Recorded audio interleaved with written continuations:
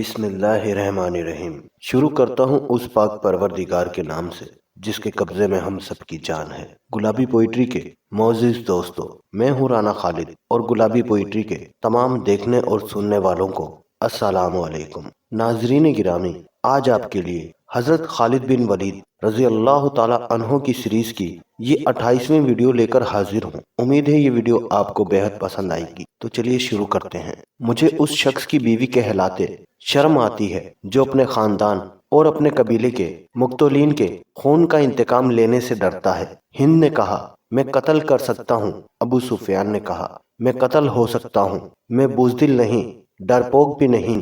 کیا تم بھول گئی ہو کہ حدیبیہ میں محمد صلی اللہ علیہ وسلم کے ساتھ میرا کیا معاہدہ ہوا تھا؟ اہل قریش اور مسلمان 10 سال تک آپس میں نہیں لڑیں گے۔ اگر میں معاہدہ توڑ دوں اور میدان جنگ میں مسلمان ہم پر غالب آ جائیں تو تم مت لڑو۔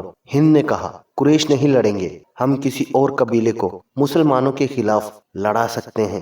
ہمارا مقصد مسلمانوں کی تباہی ہے، ہم مسلمانوں کے خلاف لڑنے والے کو در پردہ مدد دے سکتے ہیں۔ قریش کے سوا کون ہے جو مسلمانوں کے خلاف لڑنے کی جرت کرے گا؟ ابو سفیان نے کہا، متا میں ہرقل اور غسان کے 1 لاکھ کے لشکر نے مسلمانوں کا کیا بگاڑ لیا تھا؟ کیا تم نے سنا نہیں تھا کہ 1 لاکھ کے مقابلے میں مسلمانوں کی تعداد صرف 3000 تھی؟ میں اپنے قبیلے کے کسی آدمی کو مسلمانوں کے خلاف لڑنے والے کسی قبیلے کی مدد کے لیے جانے کی اجازت نہیں دوں گا۔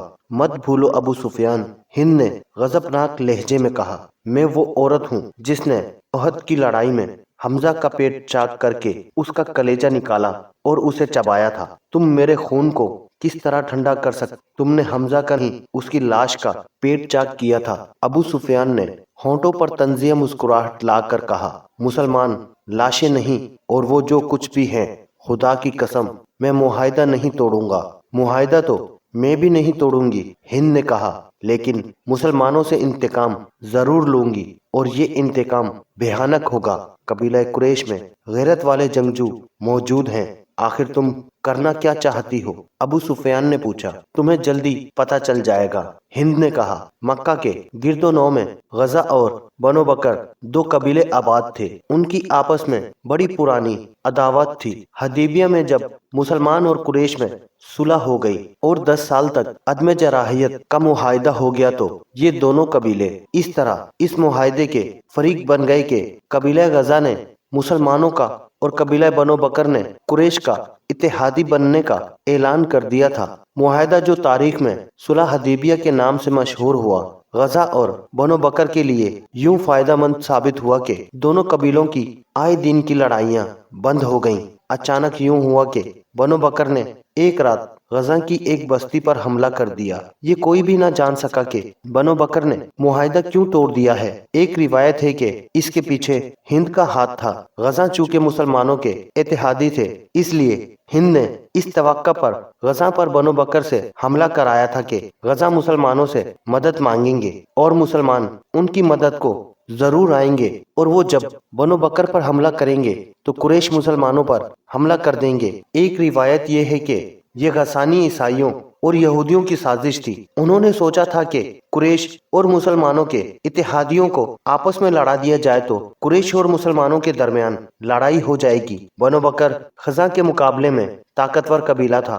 غسانیوں اور یہودیوں نے بنو بکر کی ایک لڑکی اغوا کر کے قبیلہ غزہ کی ایک بستی میں پہنچا دی، اور بنو بکر کے سرداروں سے کہا کہ غزہ نے ان کی لڑکیوں کو اغوا کر لائے ہیں۔ بنو بکر نے جاسوسی کی اور پتہ چلا کہ ان کی لڑکی واقعی غزہ کی ایک بستی میں ہے۔ ہند نے اپنے خاوند ابو سفیان کو بتائے بغیر قریش کے کچھ آدمی بنو بکر کو دے دیے۔ ان میں قریش کے مشہور سالار اکرمہ اور صفوان بھی تھے۔ چونکہ حملہ رات کو کیا گیا تھا، اس لیے غزہ کے 20 آدمی مارے گئے۔ یہ راز ہر کسی کو معلوم ہو گیا کہ بنو بکر کے حملے میں قریش کے آدمی مدد کے لیے گئے تھے۔ غزہ کا سردار اپنے ساتھ 2-3 آدمی لے کر مدینے چلا گیا۔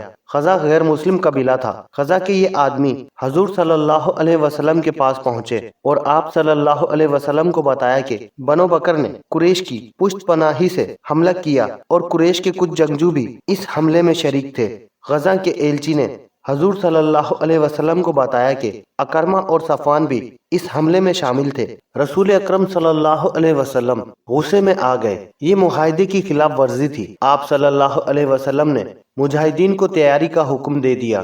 مورخ لکھتے ہیں کہ رسول اللہ صلی اللہ علیہ وسلم کا رد عمل بڑا ہی شدید تھا۔ اگر معاملہ صرف بنو بکر اور غزہ کی آپس میں لڑائی کا ہوتا تو رسول اللہ صلی اللہ علیہ وسلم شاید کچھ اور فیصلہ کرتے، لیکن بنو بکر کے حملے میں قریش کے نامی گرامی سالار، اکرمہ اور صفوان بھی شامل تھے۔ اس لیے آپ صلی اللہ علیہ وسلم نے فرمایا کہ معاہدے کی خلاف ورزی کی ذمہ داری اہل قریش پر عائد ہوتی ہے۔ ابو سفیان نے صلح حدیبیہ کی خلاف ورزی کی ہے۔ مدینے کی گلیوں اور گھروں میں آوازیں سنائی دینے لگی، رسول اللہ صلی اللہ علیہ وسلم کے حکم پر ہم مکہ کی اینٹ سے اینٹ بجا دیں گے، اب قریش کو ہم اپنے قدموں میں بٹھا کر دم لیں گے۔ رسول اللہ صلی اللہ علیہ وسلم نے مکہ پر حملے کی تیاری کا حکم دے دیا۔ ابو سفیان کو اتنا ہی پتا چلا تھا کہ بنو بکر نے غزہ پر شب خون کی طرز کا حملہ کیا ہے اور غزہ کے کچھ آدمی مارے گئے ہیں۔ اسے یاد آیا کہ اکرمہ اور صفوان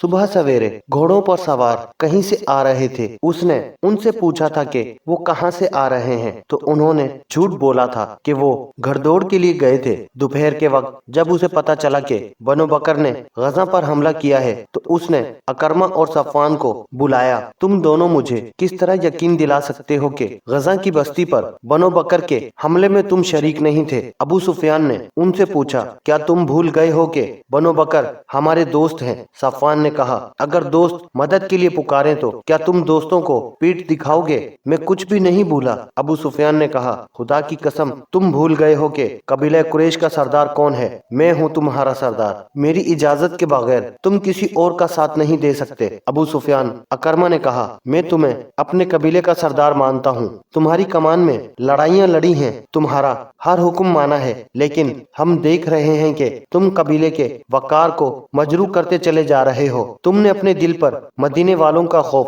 طاری کر لیا ہے۔ اگر میں قبیلے کا سردار ہوں تو میں کسی کو ایسا جرم بخشوں گا نہیں جو تم نے کیا ہے۔ ابو سفیان نے کہا، ابو سفیان، اکرمہ نے کہا، وہ وقت تمہیں یاد ہوگا جب خالد مدینے کو رخصت ہوا تھا، تم نے اسے بھی دھمکی دی تھی اور میں نے تمہیں کہا تھا کہ ہر کسی کو حق حاصل ہے کہ وہ اس عقیدے کا پیروکار ہو جائے جسے وہ اچھا سمجھتا ہے، اور میں نے تمہیں یہ بھی کہا تھا کہ تم نے اپنا رویہ نہ بدلا تو میں بھی تمہارا ساتھ چھوڑنے اور محمد صلی اللہ علیہ وسلم کی اطاعت قبول کرنے پر مجبور ہو جاؤں گا۔ کیا تم نہیں سمجھتے کہ باوقار لوگ اپنے عہد کی خلاف ورزی نہیں کیا کرتے؟ ابو سفیان نے کہا، تم نے بنو بکر کا ساتھ دے کر اور مسلمانوں کے اتحادی قبیلے پر حملہ کر کے اپنے قبیلے کا وقار تباہ کر دیا ہے۔ اگر تم یہ سوچ رہے ہو کہ محمد صلی اللہ علیہ وسلم نے مکہ پر حملہ کر دیا تو تم حملہ پسپا کر دو گے تو تم خوش فہمی میں مبتلا ہو۔ کون سے میدان میں تم نے مسلمانوں کو شکست دی ہے؟ کتنا لشکر لے کر تم نے مدینے کو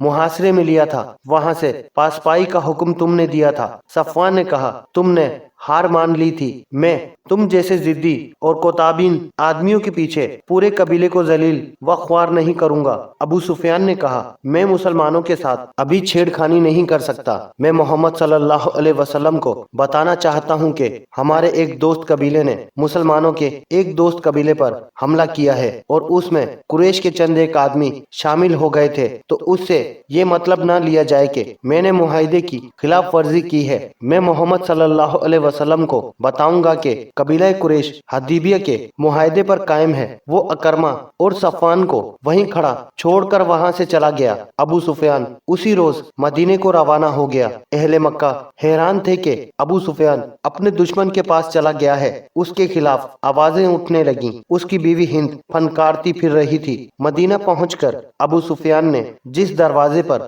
دستک دی وہ اس کی اپنی بیٹی ام حبیبہ رضی اللہ تعالی عنہا کا گھر تھا۔ دروازہ کھلا، بیٹی نے اپنے باپ کو دیکھا تو بیٹی کے چہرے پر مسرت کے بجائے بے رخی کا تاثر آ گیا۔ بیٹی اسلام قبول کر چکی تھی اور باپ اسلام کا دشمن تھا۔ کیا باپ اپنی بیٹی کے گھر میں داخل نہیں ہو سکتا؟ ابو سفیان نے ام حبیبہ رضی اللہ تعالی عنہا سے پوچھا، اگر باپ وہ سچا مذہب قبول کر لے جو اس کی بیٹی نے قبول کیا ہے تو بیٹی باپ کی راہ میں آنکھیں بچھائے گی۔ ام حبیبہ رضی اللہ تعالی عنہا نے کہا، بیٹی ابو سفیان نے کہا میں پریشانی کے عالم میں آیا ہوں، میں دوستی کا پیغام لے کر آیا ہوں، بیٹی کیا کر سکتی ہے؟ ام حبیبہ رضی اللہ تعالی عنہا نے کہا آپ رسول خدا صلی اللہ علیہ وسلم کے پاس جائیں۔ بیٹی کی اس بے رخی پر ابو سفیان سٹ پٹا اٹھا، وہ رسول کریم صلی اللہ علیہ وسلم کے گھر کی طرف چل پڑا۔ راستے میں اس نے وہ شناسا چہرے دیکھے جو کبھی اہل قریش کہلاتے اور اسے اپنا سردار مانتے تھے، اب اس سے بیگانے ہو گئے تھے۔ وہ اسے چپ چاپ دیکھ رہے تھے، وہ ان کا دشمن تھا، اس نے ان کے خلاف لڑائیاں لڑی تھیں۔ احد کی جنگ میں ابو سفیان کی بیوی ہند نے مسلمانوں کی لاشوں کے پیٹ چاک کیے اور ان کے کان اور ناکیں کاٹ کر ان کا ہار بنایا اور اپنے گلے میں ڈالا تھا۔ ابو سفیان اہل مدینہ کی گھورتی ہوئی نظروں سے گزرتا رسول کریم صلی اللہ علیہ وسلم کے ہاں پہنچا، اس نے ہاتھ بڑھایا، رسول کریم صلی اللہ علیہ وسلم نے مصافحہ کیا، لیکن آپ صلی اللہ علیہ وسلم کی بے رخی نمایاں تھی۔ رسول کریم صلی اللہ علیہ وسلم کو اطلاع مل چکی تھی کہ بنو بکر نے اہل قریش کی مدد سے غزہ پر حملہ کیا ہے۔ آپ صلی اللہ علیہ وسلم اہل قریش کو فریب کار سمجھ رہے تھے۔ ایسے دشمن کا آپ صلی اللہ علیہ وسلم کے پاس ایک ہی علاج تھا کہ فوج کشی کرو تاکہ وہ یہ نہ سمجھیں کہ ہم کمزور ہیں۔ ناظرین گرامی، آج کی یہ ویڈیو بس یہیں تک۔ امید ہے یہ ویڈیو آپ کو بے حد پسند آئی ہوگی۔ ویڈیو پسند آنے کی صورت میں ویڈیو کو لائک اور شیئر ضرور کیجیے گا۔ اسی کے ساتھ آپ کا دوست رانا خالد آپ سے اجازت چاہتا ہے، پھر ملیں گے کسی نئی کہانی کے ساتھ۔ تب تک کے لیے اللہ ہم سب کا حامی و ناصر۔ اللہ حافظ۔ السلام علیکم ورحمۃ اللہ وبرکاتہ۔